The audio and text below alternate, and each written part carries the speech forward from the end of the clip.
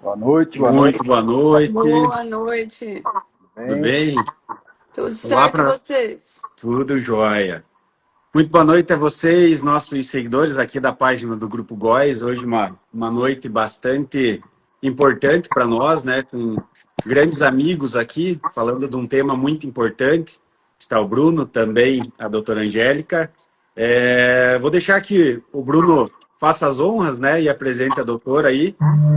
Mas, de antemão, né, o nosso agradecimento a vocês por estarem disponíveis nesse tempo para a gente falar de um tema que acaba afetando e se entrelaçando, né, com todos os assuntos que a gente tem tratado e julgado como de suma importância nesses últimos dias. E a energia realmente, né, hoje é o ponto central, a espinha dorsal de todas as discussões, de todos os conflitos. E, querendo ou não, de maneira direta ou indireta, somos afetados, né? Pois utilizamos alguma coisa que precisou de energia para chegar até a nossa casa, nossa mesa e assim por diante. Bruno, por favor, né, faça as honras aí, apresente a doutora e a gente vai ter aí um bom tempo, né, para um bate-papo leve, mas trazendo pontos bastante relevantes aqui para os nossos amigos. Naim, muito obrigado. Só uma perguntinha, estamos escutando bem agora? Melhorou um Sim, pouquinho a fala? perfeito. Ok, tá bom. Naim, muito obrigado aí pelo teu convite, pelo Grupo Góis. A gente está fazendo esse bate-papo, né? Muito legal, né? Nesse momento que a gente está vivendo no mundo.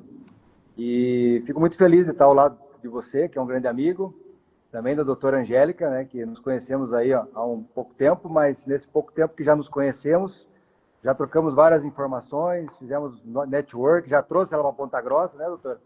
Em palestras aqui para a gente falar sobre os biocombustíveis. E aí, claro, nasceu uma grande amizade e a cada dia cresce. E aí eu pude apresentar você também, né, para ela. Então eu fico muito Sim, feliz aí que você como um amigo e ela junto também, a gente consiga sempre estar buscando soluções, né, para a nossa sim, região, para o nosso estado, para a nossa cidade e entender o que está acontecendo no mundo, né, o que está impactando para que a gente possa aí pensar no que fazer. Eu venho sim, acompanhando muito as tuas lives, né, os teus conteúdos. Você também não vê só o lado negativo, vê o lado positivo da guerra, né? Como é que o seu exatamente. cliente pode ganhar dinheiro com isso também? Que eu acho que é Sim, muito importante a gente pensar também que nas tragédias também existem as oportunidades, infelizmente ou felizmente, mas que a vida tem que continuar e as coisas têm que acontecer da melhor forma. Então, muito obrigado e eu te agradeço aí pelo convite. tá joia. Né, eu costumo, só fazendo um gancho, Bruno, que você disse, né? Até esses dias eu compartilhei uma frase que fala Never waste a good crisis. Realmente, não devemos desperdiçar as crises, embora, né, seja caótico, a gente não está na linha de frente da guerra, mas a gente tem que realmente aproveitar e nesse momento surgem grandes oportunidades.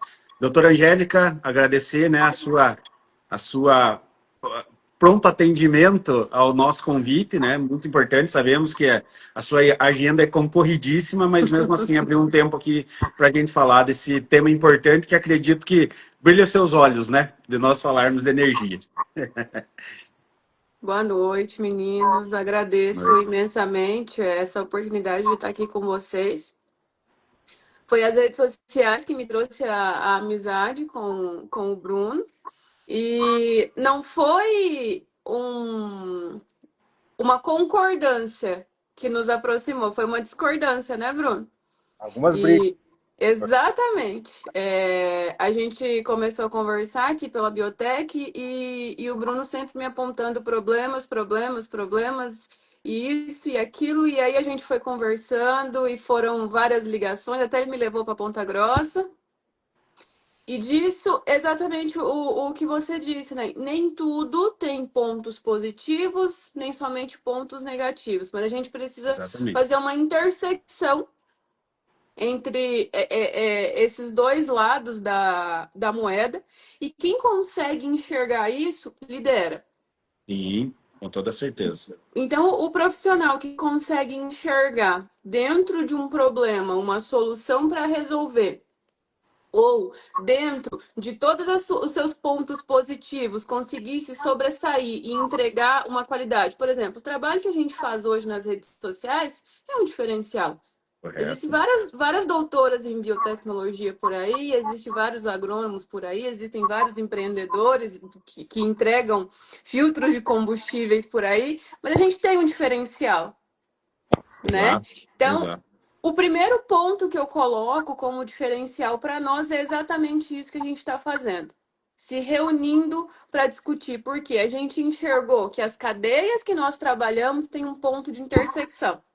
Correto. Entendeu? Sim, Então, sim. quando eu estive em Ponta Grossa, que o Bruno me colocou assim, na boca do leão,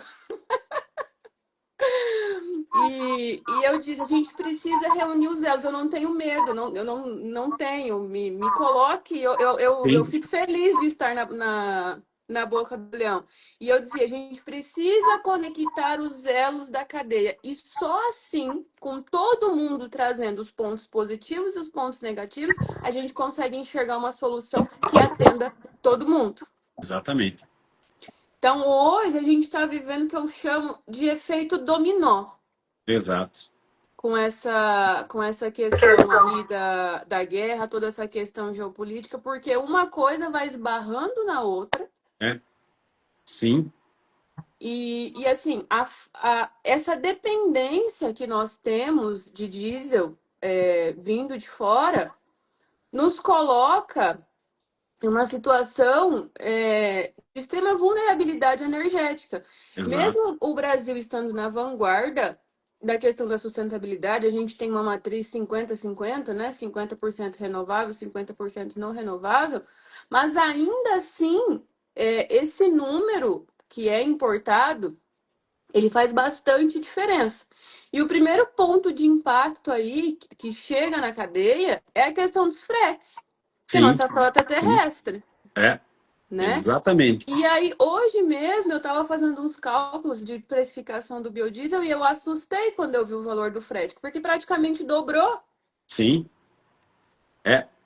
E sabe, doutora, se me permite, essa alta dependência que nós temos, né, mesmo o nosso país sendo, e principalmente por conta de ser continental, não só na parte dos combustíveis, então, para ver como os nossos setores têm várias similaridades. Mais de 87% do fertilizante vem de origem internacional. Então, a gente já começa a contar esse frete antes de chegar aqui nas nossas praças. E esse frete Exatamente. no interior, né, que eu costumo dizer, que sai dos portos e vem para o interior, ele acaba assumindo distâncias que na Europa atravessaria 10 países, tranquilamente, né? Eu estive no ano passado no Mato Grosso, lá em Lucas do Rio Verde, e tinham caminhões chegando com fertilizantes saídos de Paranaguá. Então, nós estamos falando em 1.600, 1.700 quilômetros de distância, né? E realmente, o maior impacto, e eu falo para todos os produtores, né? E eu começo sempre as minhas lives, vocês têm acompanhado, é impossível eu falar do setor de fertilizantes isolado. Ele é um conjunto de fatores, assim como a sua área também. E Sim. aí rola essa intersecção, realmente, porque o produtor ainda não sentiu o impacto da guerra ainda, porque esse Ainda. fertilizante ainda não chegou, só que ele está sendo reprecificado lá fora. E a hora que ele chegar aqui, onde o fertilizante passa a desempenhar um papel que quase 60% do custo vai ser fertilizante e 40% vai ser frete, aí sim as margens vão se apertar cada vez mais. E aí, a cadeia vai sofrer um arroxo ainda maior. Por quê? Se isso ainda não foi repassado no valor real, porque agora ainda é especulação, a gente está Sim, trabalhando de mercado e está todo mundo com medo, segurando os teus estoques, aumentando o preço. Hoje, eu vi, me mandaram, várias pessoas me enviou. É bom que o combustível suba porque diminui a poluição, ou estimula os pesquisadores a pensar em solução. Então, isso era um economista. Então o que muito acaba sabe acontecendo? o ponto de vista. O ponto de vista. Começa a sofrer esse arroxo na cadeia, Sim, ele está esperando a falta, e não, agora eu vou subir porque daí eu seguro. E aí começa a questão de negócio, a gente vive no capitalismo. É assim que exatamente, funciona. exatamente. E eu vejo, Não tem como fugir muito disso. A gente teria que mudar de país aí. Se a gente se é, incomodar com a situação, a gente vai ter que se mudar. é. E um ponto, né? Até o Bruno teve uma boa experiência, foi um grande gestor público que nós tivemos em Ponta Grossa, e não é uma questão de partidarismo aqui, né? Entendam Não, bem, são as nem um políticas pouco. públicas. O governo hoje, ele está entre a cruz e a espada, porque assim, ou ele assume esse prejuízo e joga e arrocha ainda mais os cofres da Petrobras, ou ele joga esse preço e equipara realmente e né, não joga esse prejuízo na Petrobras e joga no consumidor e derrete o restante que sobra de popularidade, digamos assim. E aqui totalmente isento a partidarismo. A gente está falando de políticas públicas, realmente, né? Exatamente. Que seria o adequado para que a gente conseguisse aliviar de um lado. Mas assim, vai pesar do outro, né? Então, entre a cruz e a espada e as decisões ficam mais difíceis. E assim, hoje se a gente falar, né, doutora, a respeito desses impactos de guerra, onde a precificação nitidamente seja o maior ponto, os fretes, né, que chegam, os marítimos aqui, que a gente está tendo, e os fretes internos, com todo esse incremento, existe alguma política ou alguma lei tramitando para que se aumente o percentual de biodiesel ou algo nesse sentido? Então, agora vamos falar de números. Bruno, você quer fazer as honras, falar um pouquinho dos números ou eu posso continuar? Então, pode continuar, eu só queria pegar um gancho ali do que o Naim falou, né? Sim, né, não temos nada partidário aqui, mas Não. é importante falar um pouquinho a respeito do que nós estamos vendo no Brasil agora, né? Nós estamos em época de eleição e, historicamente falando, né, governos se perpetuam se a economia vai bem. Se a economia vai mal, né, se não começa a ter giro, o PIB começa a baixar por motivos externos, isso complica, né, para a gestão atual. Porém, a política é cíclica, né? Uma hora é direita, uma hora é esquerda. Independente disso, a gente tem visto alguns movimentos, né, do próprio governo federal, né, baixando os impostos, zerando ICMS, tentando também colocar essa despesa nos estados, né, fazendo com que depois entregasse 50% do valor. Mas, enfim, são as jogadas que acontecem também além do eleitoral, mas também diante da situação. A gente sabe que essa guerra do Oriente Médio, né, doutora Ianaim, essa guerra do Oriente Médio foi uma coisa inédita, né? Pelo que eu estive estudando, né, foi a primeira vez na história do mundo que o Estreito de Hormuz foi fechado, né? Correto. Então, Correto. diante é uma situação, né, política, né, totalmente política, né, entre a guerra do Israel junto ao Irã e os Estados Unidos em defesa. E aí o que acontece? Né? A gente está aí quase que beirando, né, a possibilidade de nós ter um diesel a R$ 8. Hoje mesmo, né, eu estava conversando com vários produtores, já tem produtor hoje pagando na bomba 7,40, 7,50. Teve produtor hoje comprando a 6,90 direto ao posto para levar para a fazenda. Tem TRR aí segurando o diesel, que está com medo de faltar. Estive vendo também com respeito aos estoques estratégicos, né, o Brasil ainda tem um estoque estratégico de 90 dias. Porém, se começar essa guerra, né, a não parar nos próximos meses, a gente tem não só um problema de preço, né, como o aumento do biodiesel, como a doutora vai falar, bem dito, mas a gente também tem a questão da escassez. Se começar Exatamente. a faltar, aí sim que complica, né? Como eu... preço que solucione. Claro que a gente acredita, né, que os países estão aí fazendo o seu melhor, né, para que internamente essa briga pare, né? De um lado você vê o Trump dizendo que parou, mas o Irã falando que não. E aí as equipes, né, trabalhando em prol para que isso não aconteça, né? A gente sabe que o interno às vezes não reflete o externo, né? É muita fala, mas eu acredito muito que Bruno? né, acho que é um dos piores problemas que a gente vai ter. Eu não sei até que ponto o biodiesel vai conseguir sanar esse problema. E passo aí a doutora nessa questão que tem que acabar. Ela tem a dizer para nós. Só fazendo, né, um parênteses aqui na fala do Bruno, eu estive numa grande cooperativa aqui dos Campos Gerais semana passada. E eles me falaram que o mesmo volume de diesel que eles compram, porque eles têm uma TRR interna da cooperativa, exatamente o mesmo volume, eles gastaram já R$ 1 milhão a mais de uma semana para outra no mesmo volume. Então esse impacto realmente vai arder no bolso do produtor, né? Infelizmente. Ele tem que repassar, aí carece tem que repassar. Exatamente, é uma cadeia. E no final do dia, quem vai pagar somos nós passando no caixa do supermercado. Exatamente. A gente pode, fazendo aí uma analogia, é um tabuleiro de xadrez. Exatamente. Eu usei até ontem esse desenho e a configuração. É saber o movimento correto agora, nesse momento. Exatamente. E assim, só agora vamos trazer um pouquinho aqui as estatísticas. O Brasil consome 60 bilhões de litros de diesel por ano. Entre 20% e 25% disso vem de importação. Além de tudo isso que a gente produz por aqui, a gente necessita de tecnologia de fora para refinar. Então, olha o tamanho da dependência. Sim. É muito grande. E isso eu Hoje estou está em que, falando doutora? 30%? Hoje a nossa matriz depende do que externo? Em torno de 30%, mais ou menos? 20% a 25% de importação. Sem Parte falar que uma destinada. parte a gente manda o diesel bruto para lá e o petróleo bruto e volta O refinado. petróleo, isso, a gente manda para o refino porque a capacidade instalada não consegue atender o mercado. Correto. Ponto. A gente vem aí dos números, eu bato sempre nessa tecla, 50-50, a matriz elétrica está muito bem consumada, o biodiesel está muito bem posto dentro da matriz, legalizado, B15, o etanol também crescendo muito, o etanol de milho vindo com tudo, várias usinas, né, várias plantas sendo firmadas aí. Só que aí entra toda, nesse tabuleiro de xadrez, começa a entrar outras peças nesse momento. Porque assim, a gente tava. O que estava acontecendo? Era interno. Vamos Sim, melhorar a tecnologia.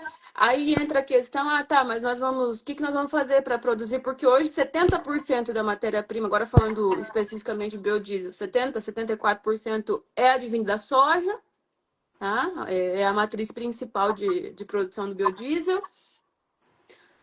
Beleza, vamos para o 16, B20 até 2030. Como nós vamos produzir mais soja? Vamos desmatar. Opa, peraí. Não. Trabalhar, agora vamos lá. Trabalhar a melhor produtividade dentro das nossas terras cultiváveis. O que a gente precisa aí para produzir mais com a mesma quantidade de terra? fertilizante, nutrição, isso daí, Insumos. insumos. Entrou ali, seria uma das peças mais importantes do tabuleiro. Correto. Então, agora, além de termos que lutar com tudo que tem interno, começa a faltar um insumo. Exatamente. E E fora, isso doutora, pode impactar diretamente na produtividade final. E será que nós vamos conseguir entregar matéria-prima para o mercado suficiente para atender pelo menos o B15? e tem mais uma questão, né, doutora? Você tem aí a China segurando já, né, as exportações de petróleo para garantir abastecimento interno. Se a China já E, está fazendo isso, daqui a pouco os outros países vão começar a fazer. E aí, daqui a pouco não tem mais petróleo, entendeu? é. E o problema é assim, né? Eu costumo falar e dá para usar para as duas áreas. Eu falo sempre do fertilizante, que o mais caro é aquele que não chega na fazenda. E o diesel, ou né, o combustível mais caro, é aquele também que não chega na bomba do posto, ou assim por diante. Então, não é uma questão estritamente preço hoje, é disponibilidade que a gente está em jogo. E mesmo hoje, né, vamos supor, e é tudo que a gente mais quer, é paz entre os povos, realmente. Que o Trump se abrace lá com o pessoal do Irã. Acabou o conflito. Isso daí gera uma onda, no mínimo, no nosso setor, de uns 90 dias. E não para regularização. É para o negócio começar a entrar nos eixos. Mas Começar a engrenar. exatamente. Mas assim, você não recupera a produtividade fabril parada de um dia no outro. Dia perdido é dia Nunca. perdido. Então, assim, todo mundo está abarrotado de produto, porque a capacidade estática eles não conseguem produzir tudo que o mundo precisa. Então, o cara produz, expede, libera espaço, ele produz novamente e vai expedindo. Esse é o ciclo da fábrica. A partir do momento que um canal de Hormuz, né, onde passa lá 40% da ureia, por exemplo, que chega no Brasil, 20% a 25% de todo o petróleo mundial passa pelo estreito também. Então, nós começamos a empilhar esses problemas que a gente não vai resolver em 2026. Então, eu costumo dizer, e assim, né, eu falo sempre nas minhas lives e nos materiais que eu produzo, nas palestras que eu estou participando, eu não quero ser um cavaleiro do apocalipse. E eu quero trazer em breve que tudo está sendo solucionado. Mas os impactos para a safra 26 e 27 já estão aí. Né? A China, hoje de manhã, comunicou a intenção da restrição, não só da parte do combustível, muito bem falado por você, Bruno, mas ela tinha já comunicado no ano passado que não exportaria fertilizantes fosfatados de alta concentração. Então, que é o MAP, basicamente. E qual vai ser o produto mais utilizado na safra de soja? Porque é o custo mais barato por ponto dentro da fórmula. Seria o MAP. Então, assim, a partir do momento que nós temos um player importantíssimo, deixando de jogar, sei lá, 2 milhões de toneladas no mercado, é a primeira lei do mercado, oferta e demanda. A partir do momento que a oferta está reduzida e a demanda é mantida, o preço vai lá para as alturas. Então, isso daí a gente não segura mais nesse ano, entende? São impactos que, mesmo hoje, um cessar-fogo não vai diminuir esses reflexos. É um ponto importante, né, e tudo isso que a gente vem conversando aí com a doutora, né, a gente sempre está conversando, se atualizando, isso tem muito a ver também, eu acho, com o trabalho que cada um faz aqui. Que não é... Vou fazer uma comparação aqui. Não é dar Dorflex para enxaqueca que vai resolver. Você tem que agir na causa raiz do problema. Né? E hoje, né, a causa raiz do problema é o Estreito de Hormuz. Enquanto ele estiver fechado, nós temos que saber que mais de 20% de todo o petróleo mundial passa por essa rota. Ou seja, a causa raiz que eu falo, independente de briga, é o seguinte: ele precisa estar aberto. Exato. Independente da situação. Se ele estiver aberto, a coisa resolve. E quando eu falo causa raiz, e aí eu acho que eu lanço um desafio para vocês também, como que vocês estão hoje falando para o seu cliente final, ou cliente que você atende, qual é a solução para ele? O que você acha que ele tem que ter que solução diante a esse problema aí que a gente está fazendo? Porque eu acho que a gente sempre tem que ver o lado de solução, né? Claro. Pode correr outra. Por enquanto ainda tem diesel, né? O preço ainda vai estar aumentando, né? Pressupõe-se que se a guerra continuar pode chegar a passar dos 8, né? Se você pegar aí a guerra, nós nunca chegamos, né, a esses preços, né? Na guerra da Ucrânia e Rússia, a gente chegou a R$139 o Brent do petróleo, né? Acho que agora com essa guerra aí chegou a pouco, perto de 150, e se escalar vai chegar a 200, mas até que chegue lá, a gente tem que não tranquilizar o cliente, mas falar o seguinte: olha, como é que dentro da sua propriedade, dentro do que você faz, como é que você age na tua causa raiz para que isso seja amenizado, né? O desafio para vocês aí, a pergunta lançada. Eu costumo dizer, Bruno, né, que o planejamento é imprescindível em qualquer atividade. E hoje já se tornou, né, e não é uma brincadeira, é uma verdade, no mercado de fertilizantes está uma corrida atrás dos fertilizantes, né, e daí puxando um ditado popular, né, quem chega antes bebe água mais limpa, isso é fato. Então, assim, hoje ainda tem bastante indústria com estoque já nacionalizado, que consegue atender, né, de bate-pronto. Talvez seja o ano, se o produtor conseguir garantir volume para a sua lavoura, de deixar o maquinário para fora, né, e armazenar isso daí a contento, que não afete a qualidade física e química do produto, e realmente armazenar dentro da fazenda, cara, porque ficar olhando, e esse ano vai ser um ano assim, vai chegar no porto, a demurrage, o line-up dos portos vão subir ao extremo, a demurrage vai ser gigantesca, então nós não temos, um gargalo os nossos portos, né? Por mais que sejam muito eficientes, se for dimensionado e distribuído ao longo do ano, né? Com sazonalidade e tudo. Mas a partir do momento que chega todo mundo na mesma hora, a gente tem um gargalo logístico gigantesco. Não tem caminhão, não tem porto, não tem nada para abastecer o Brasil todo ao mesmo tempo, simultaneamente. Então, é planejamento e antecipação. Fora que o Brasil hoje tem déficit, né? Tem falta de capacidade de armazenamento, né? Sim, não tem. Né? O Brasil aí, por ano, consome em torno de 45, ano passado bateu um recorde de 50 milhões de toneladas. 85, 87% de fonte internacional. Então, assim, nós não temos a capacidade de armazenagem de tudo isso daí. E saiu o relatório agora, né? Esse ano vai bater 184, bateu, né? 184 milhões de toneladas. Milhões de toneladas, segundo a Conab, exatamente. Então, vai deu o quê? 4 milhões a mais no ano passado, né? 4 milhões. Ano passado, 180 e quase chegando a 181 milhões de toneladas de produção de grãos, né? E o consumo do fertilizante ano passado bateu a casa dos 50 milhões de toneladas. E aí, para nós, aqui no nosso ramo, a gente entra num paradoxo. Porque, ó, para cada ponto percentual de biodiesel adicionado na matriz, a gente deixa de importar 800 milhões de litros de Nossa. diesel, É bom.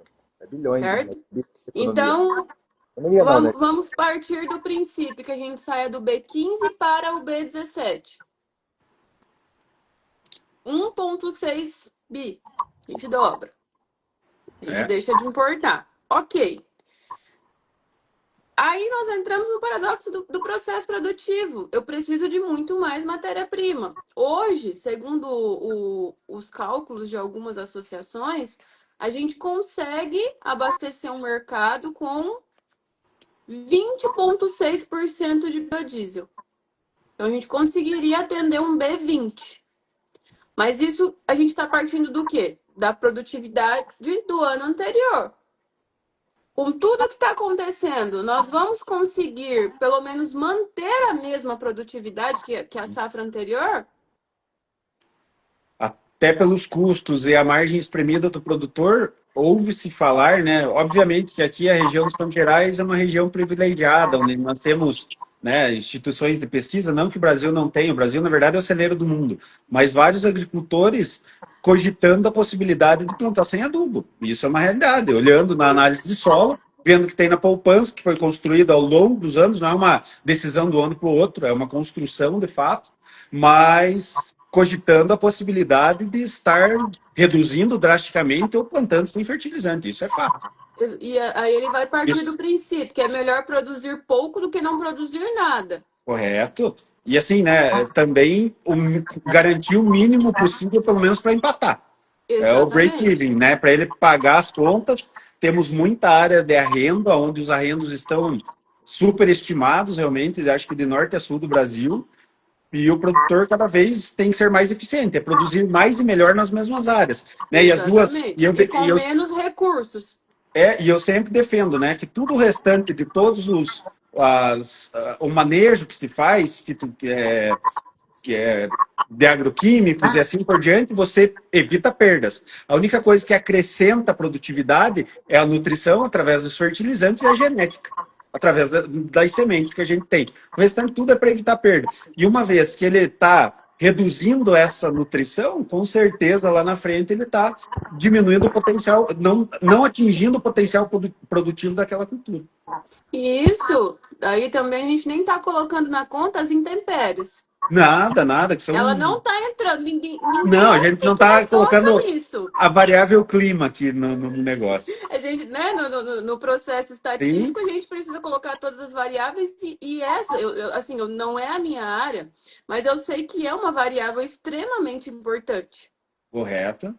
E né? é uma grande variável, de fato, e talvez ela vem junto com todos os outros ali, no mesmo grau de importância. Uhum. E a gente nem tá falando nisso. E aí vocês percebem que isso linka, isso volta para mim de novo, para minha Correto, área. correto. Ó, para você ter uma ideia, hoje eu estava conversando com o diretor de uma grande empresa, e eles têm operação no Paraná e operação no Tocantins.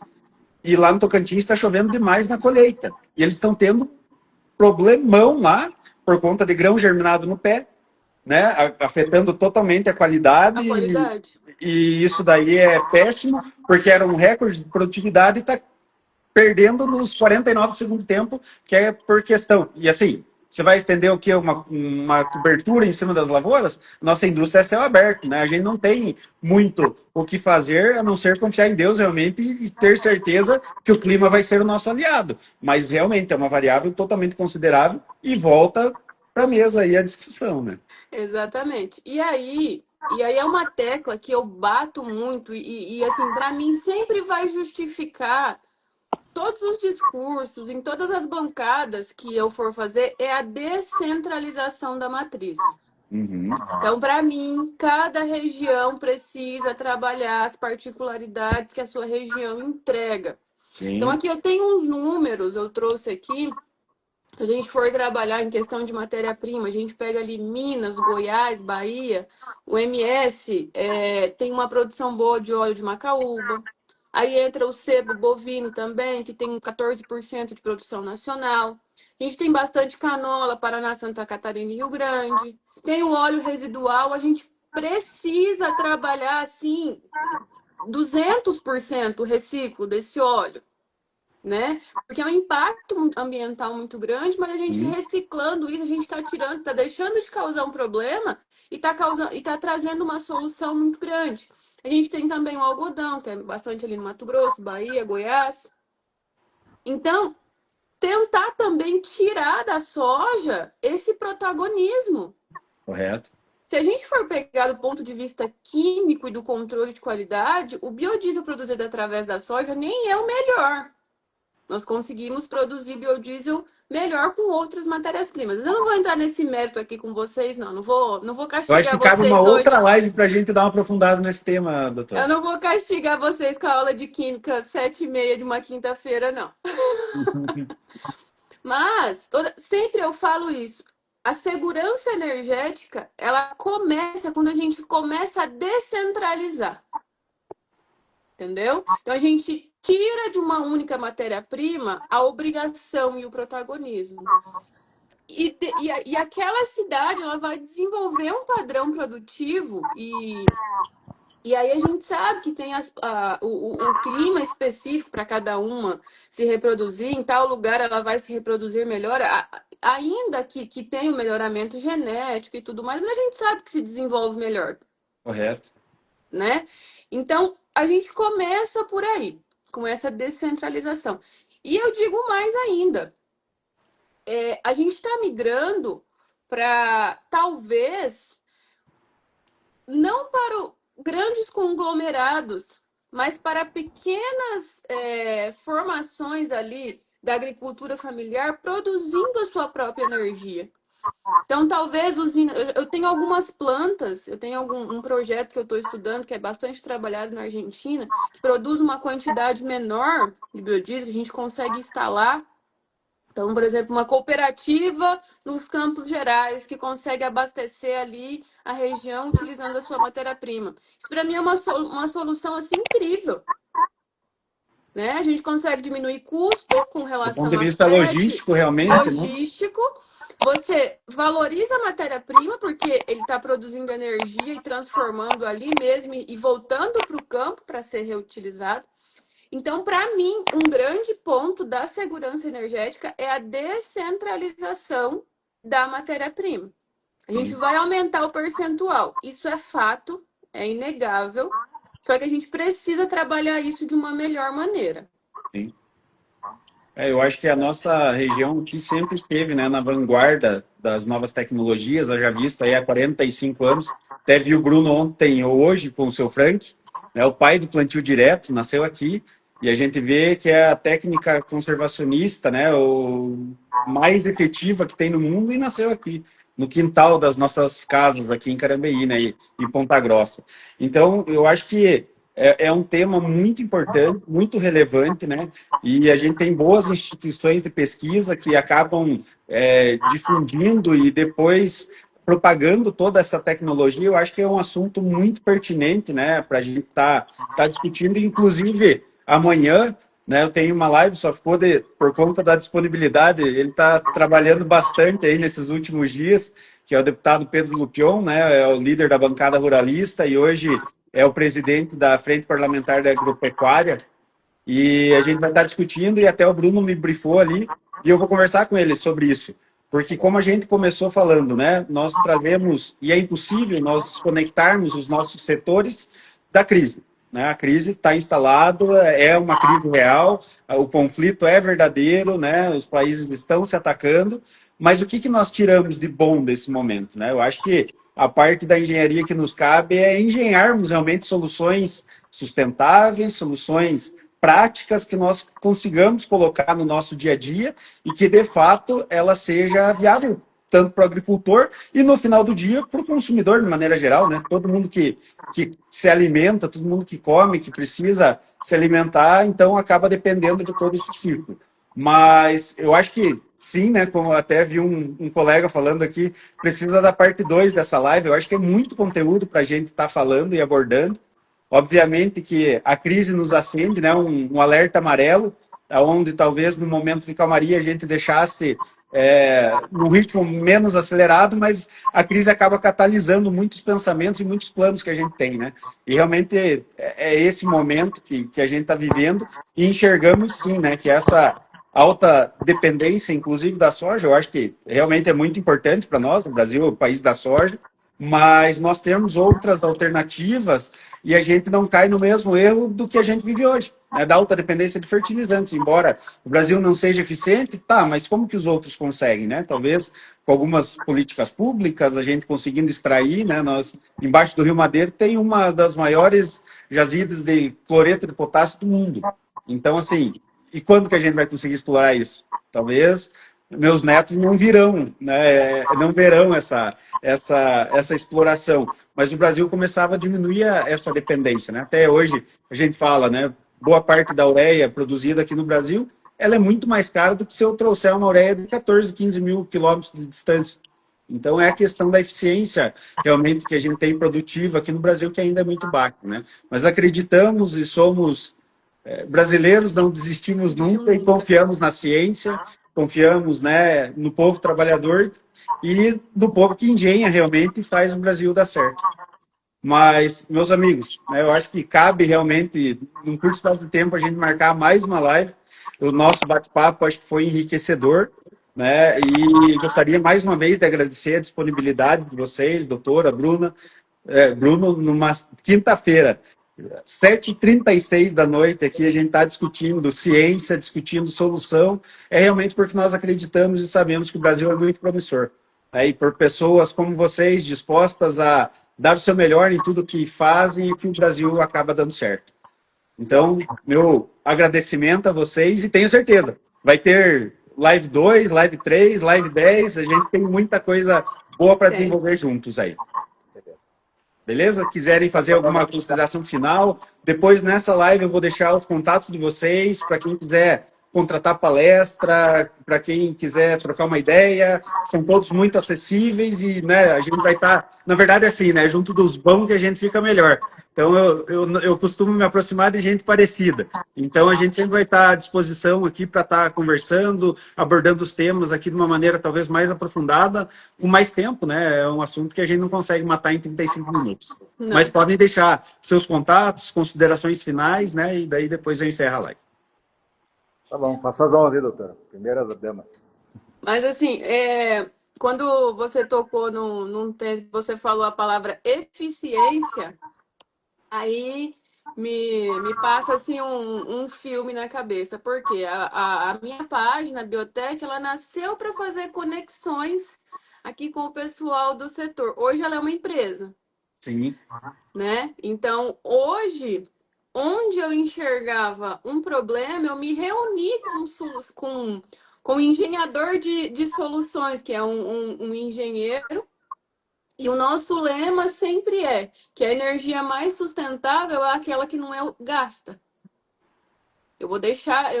O nosso trabalho é fazer com que as empresas, as indústrias, elas sejam cada vez mais eficientes e consigam trabalhar melhor dentro daquilo que elas possam produzir. Então, a Biotech hoje ela traz soluções não para você deixar de gastar. Não é isso, não é só reduzir. A gente quer produzir muito mais gastando muito menos. Então, como a gente disse no início, o problema a gente tem que enxergar a parte boa, né? E hoje a gente está aqui entregando soluções aí para as empresas. Tem várias parcerias surgindo aí com empresas grandes, empresas médias também, e os pequenos como nós, que também precisam dessa ajuda, que daqui a um tempo vai ser a base, né, de muita coisa que... E precisam ser eficientes para permanência no mercado, justamente.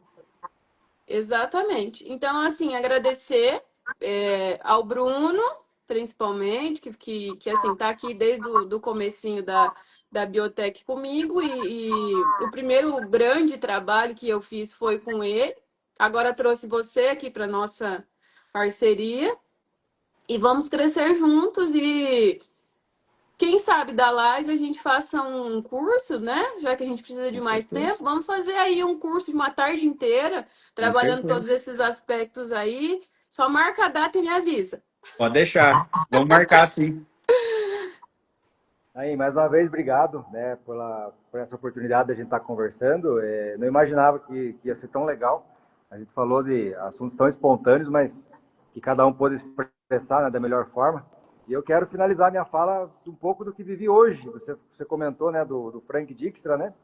O senhor Frank é uma pessoa que, cada vez que eu converso um pouquinho com ele, a gente aprende muito. Porque hoje a gente estava lá na fazenda, né, a gente está fazendo um trabalho lá na Francana, né, na área de biodiesel, fazendo ali as purificações das máquinas, enfim. E eu estava explicando para ele ali, né, olha, seu Frank, né, o que o produto faz, né? Ele elimina a sujeira, elimina a água, né, faz fazendo com que, né, as máquinas trabalhem melhor. Eu pensei, puxa, ele vai perguntar, né, mas quanto custa? Não, ele simplesmente falou a seguinte frase: tudo que for para gerar economia é bom, né, meu filho? Tudo que for para gerar economia é bom. Então você veja, né, o seu Frank hoje não está mais, né, na operação de frente, né? Mas ele é um dos pais do plantio direto. Mas só nessa frase já mostra o quanto ele conhece o ramo, né? Ele já viu, né? Ele pensou, puxa vida, se esse produto traz, né, traz tudo isso, automaticamente já gera economia, né? Então, e a gente olha para dentro da nossa casa, dos nossos clientes, é isso que a gente quer. Como é que eu posso fazer ele fazer mais com menos? Sim. Talvez ele invista um pouquinho agora, mas lá na frente ele vai ter muito mais lucro no seu bolso, né? Correto. Assim que a doutora pensa, assim que você pensa. Então você veja, foi uma conversa de 5 minutos com ele hoje, né? Sim. E ele só falou essa frase. Então, para mim, marcou demais, porque se cada um, né, se cada produtor tivesse essa consciência, né? Infelizmente não é todos que têm, né? Aí, né, vem uma safra aí às vezes de filhos que às vezes não querem tocar fazenda, aquela coisa. Uhum. Então, tem gente muito boa, muito interessada, muita, né, que é a cabeça aberta, e a gente tem que se juntar com esse povo mesmo, né, que quer Exatamente. crescer, né, e fazer com que o seu negócio dê cada vez mais certo, mas com esse pensamento, né? Sim. E a gente tem que fazer mais com menos. Como é que a gente faz mais com menos? Sem perder qualidade, sem perder eficiência. É assim que funciona. Sim. Ô, Bruno, Exatamente. deixa eu te perguntar uma coisa. Como que tá a qualidade do diesel? Então, vamos lá, doutora. Essa pergunta é muito boa, até porque vindo de você que está sempre... Ou vamos deixar para a próxima live? Mas só um minutinho rapidinho. O diesel, né, eu estou todo dia, né? Tem dia que eu estou cheirando diesel, de tanto que a gente está fazendo. Mas eu vou responder essa pergunta da melhor forma. O diesel, ele está mostrando, de fato, o que é o mercado, né? E quem conta para mim o problema do diesel não é a pessoa, é a máquina, né? A máquina que está sentindo ali no campo os problemas. E os problemas das máquinas estão em todos os lugares, todos os lugares. E isso vem muito da questão, né, das faltas das boas práticas no campo. O próprio biodiesel realmente tem as suas contaminações. Infelizmente, temos muito essa questão das adulterações. Mas tudo isso, se a gente começar a trazer, né, a essas informações para o produtor, eu tenho certeza absoluta que com a ajuda de vocês a gente vai conseguir fazer que eles entendam que o diesel não é só um insuminho lá dentro. Ele é uma das fontes principais da fazenda, que se ele não cuidar desse diesel, ele vai ter problema lá na frente em tudo, entendeu? E aí que a gente está conseguindo, e aí a gente se apaixona cada vez mais por esse ramo, porque vê os resultados que acontecem, né? Correto. Logicamente, vai ter oportunidade, né, de lá na frente a gente falar dos produtos, serviços que a gente trabalha. É um trabalho inédito na região que a gente está fazendo. O que a gente está fazendo na Francana é um trabalho excepcional, que já está tendo resultado. E a gente, logicamente, quer trazer isso para os teus clientes, né, e para todas as leiterias, né, agir regionalmente. Vocês estão vendo aí, a gente já está fazendo bastante vídeos, né, sobre essas soluções, mas tem que focar em solução. O diesel está ruim? Tá. Como é que a gente soluciona esse problema? Entendeu? É por aí a coisa. Não é ficar falando, porque o diesel é ruim, porque o diesel tem gordura, porque tem que separar diesel do biodiesel, essas ladainhas que a gente escuta, né? Não é isso que a gente quer. A gente quer trazer solução. E para trazer solução, nada melhor do que ser o maior transparente possível, né? E mostrar para o cliente que a gente está interessado nele. A gente não quer que a gente tirar dinheiro dele. A gente quer fazer que ele ganhe mais. Porque se ele ganhar mais, ele também ganha. Entendeu? É assim que funciona. Entendeu? Então é por aí a situação do diesel. Mas a gente vai fazer, eu acho que em breve já, a segunda live, para a gente dar uma aprofundada na questão dos produtos realmente, né? E as soluções que a gente tem. Eu costumo dizer, né, que hoje em dia o agricultor, ou qualquer pessoa no mundo globalizado, ele é inundado por uma enxurrada de informações. Resta a ele fazer um filtro dessas informações, transformar em conhecimento com sabedoria e aplicá-las.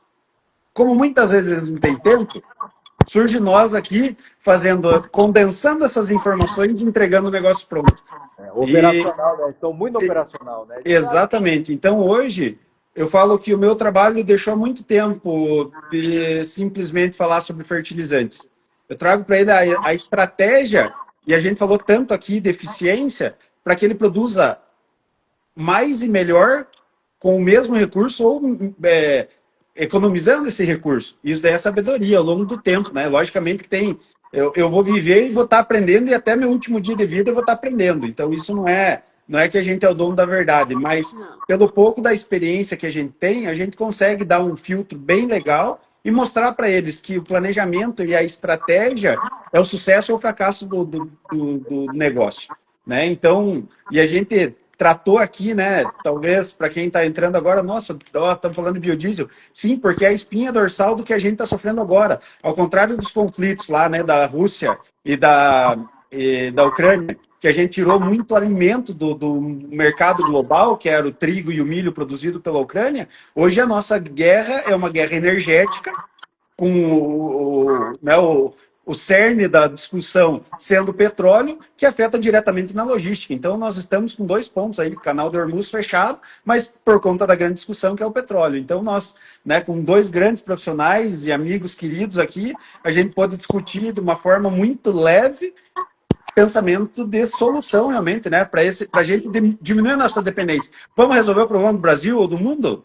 Longe de nós. Mas se a gente conseguir regionalmente fazer com que os nossos produtores enxerguem isso e se tornem cada vez mais eficientes, garantindo perenidade nas suas atividades, a gente já cumpriu a nossa missão.